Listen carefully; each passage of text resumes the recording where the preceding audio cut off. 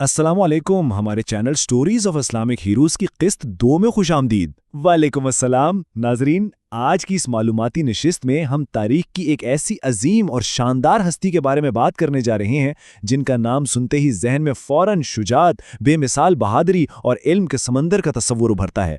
जी हाँ, हम बात कर रहे हैं शेर खुदा हजरत अली इब्न अबी तालिब रजी अल्लाह ताला अन्हु की। बिल्कुल। और आज हम उनकी ज़िंदगी के सिर्फ मशहूर वाक़यात ही नहीं दोहराएंगे, बल्कि इन पहलुओं को समझेंगे जिन्होंने दुनिया के नक्शे और इंसानी तारीख पर इतने गहरे असरात मुरतब किए कि आज 1400 साल बाद भी उनकी मिसालें दी जाती हैं। ये नशिस्त वाकई बहुत खास होने वाली है।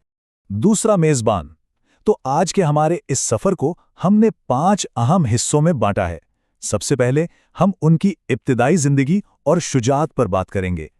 इसके बाद मैदान जंग के हीरो के तौर पर उनका किरदार देखेंगे। पहला मेज़बान। फिर हम उनके इल्म और हिकमत पर रोशनी डालेंगे। उसके बाद उनका तसव्वुर इंसाफ और तर्ज हुकूमत, और आखिर में हम उनके इस अजीम विरसे पर बात करेंगे जो आज भी हमारे लिए मशअल राह है। तो चलें, बगैर किसी ताख़ीर के आगे बढ़ते हैं। दूसरा मेज़बान है, हमारा पहला हिस्सा है इब्तिदाई ज़िंदगी और शुजाअत, यानी उनकी तरबियत और बहादुरी का आगाज़। पहला मेज़बान, तारीख के इन अहम तरीन सालों पर ज़रा गौर करें। हज़रत अली की परवरिश किसी आम माहौल में नहीं हुई। ज़रा सोचिए, उन्हें बराह रास्त नबी करीम की ज़ेर निगरानी और उनके घराने में तरबियत पाने का शरफ़ हासिल हुआ।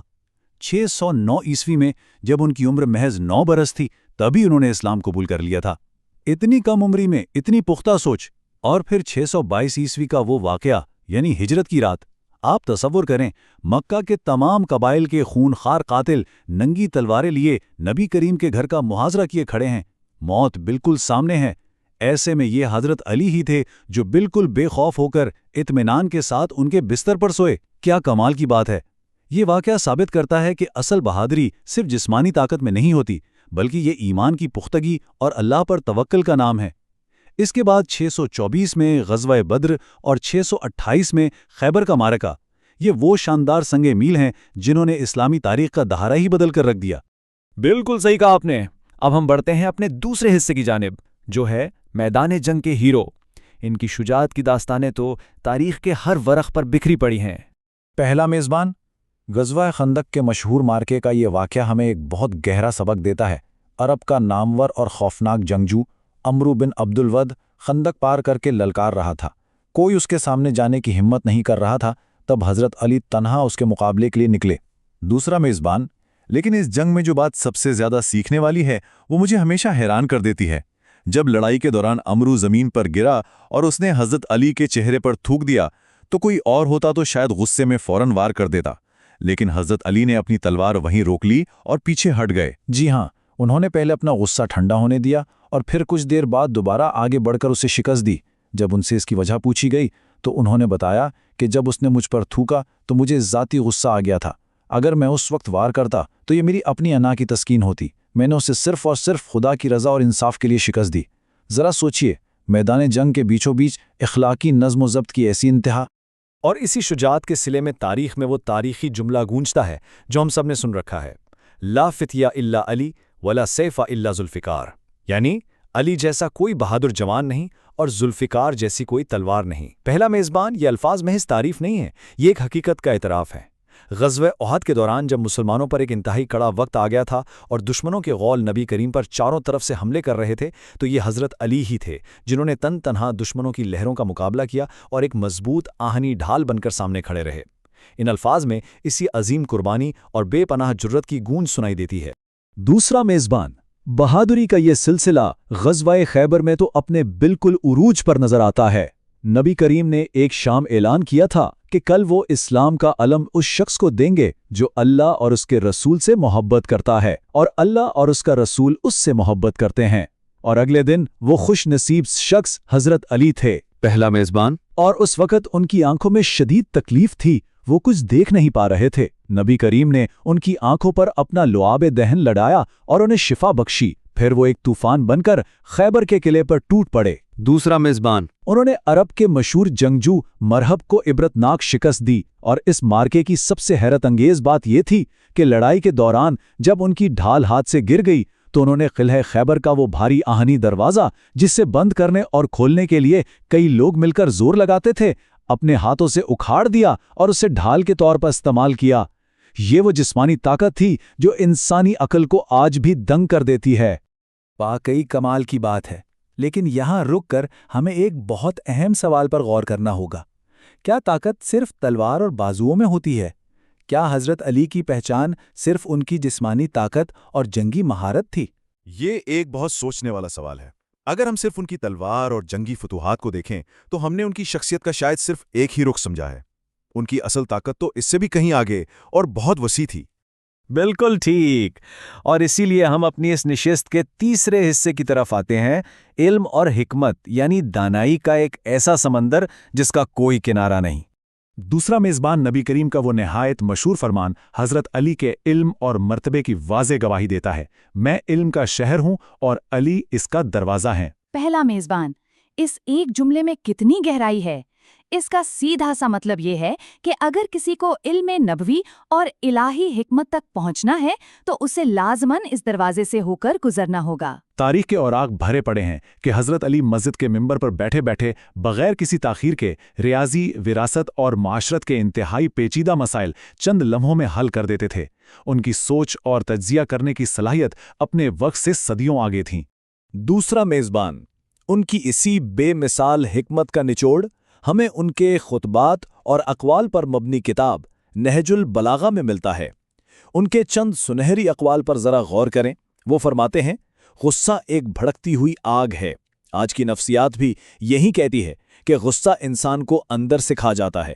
پھر فرماتے ہیں، کنجوس سے زیادہ تنہا کوئی نہیں، یعنی جو بانٹتا نہیں وہ تنہا رہ جاتا ہے۔ پہلا میزبان اور مزید فرماتے ہیں، علم ہر فضیلت کا مجموعہ ہے۔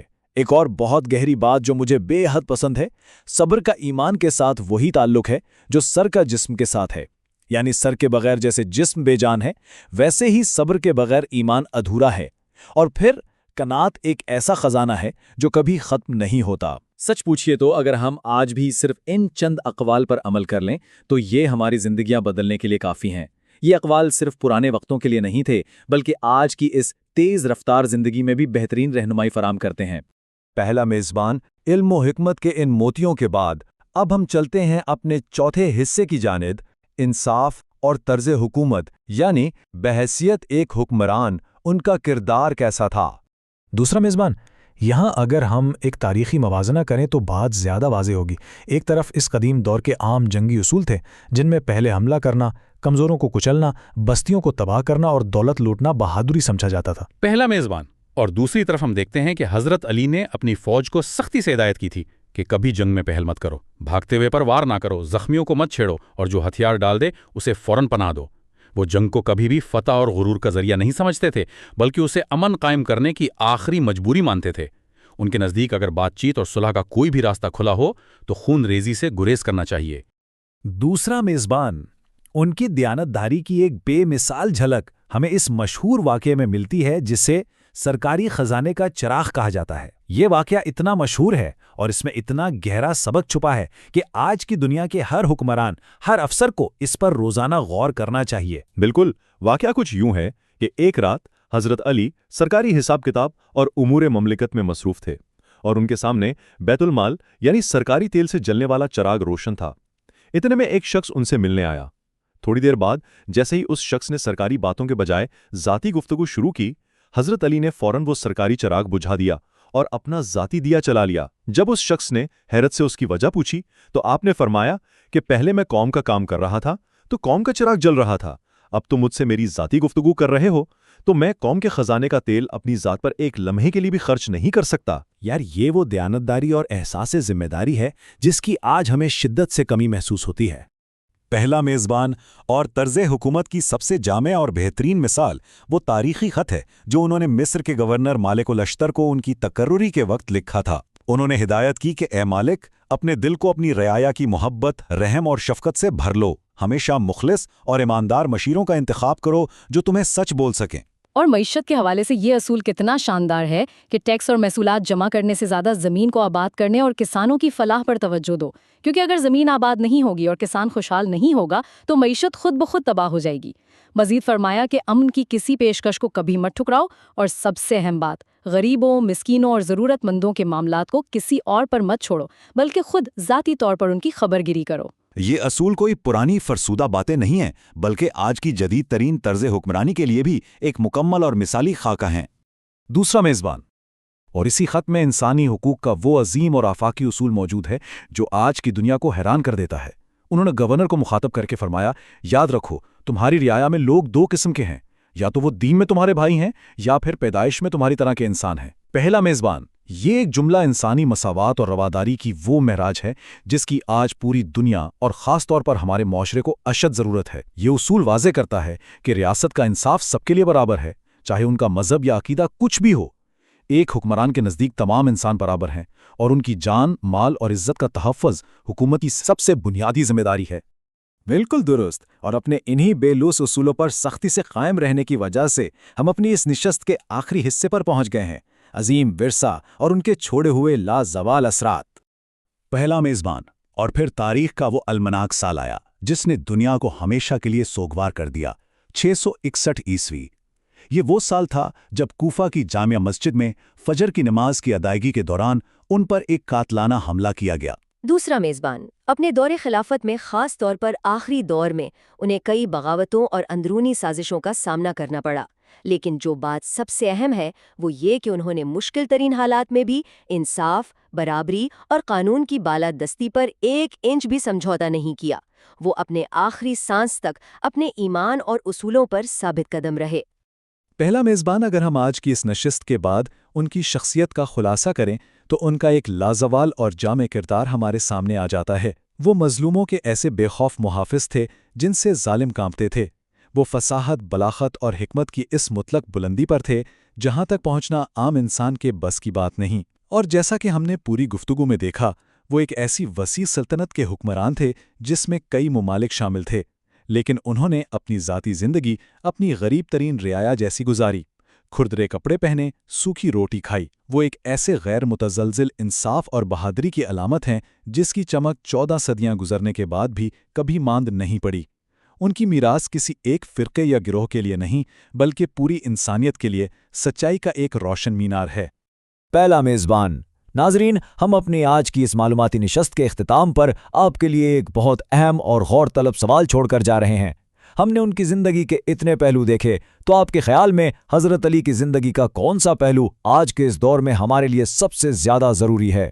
کیا وہ ان کا کڑا نظام انصاف ہے جس میں دوست دشمن سب برابر تھے، ان کی وہ غیر معمولی بہادری جو حق کے لیے کھڑی ہوتی تھی، یا ان کی وہ آفاقی حکمت اور رواداری جو تمام انسانوں کو آپس میں جوڑتی ہے؟ اس سوال پر ضرور غور کیجیے گا، کیونکہ ان کی زندگی محض ماضی کی کوئی کہانی نہیں بلکہ ہمارے آج کے تمام معاشرتی اور اخلاقی مسائل کا بہترین حل ہے۔ امید ہے کہ آپ کو ہیروز کے سلسلے کی یہ معلوماتی نشست پسند آئی ہوگی۔ اپنا اور اپنے ارد گرد کے لوگوں کا بہت خیال رکھیے گا۔ اللہ ہم سب کا حامی و ناصر ہو۔ السلام علیکم۔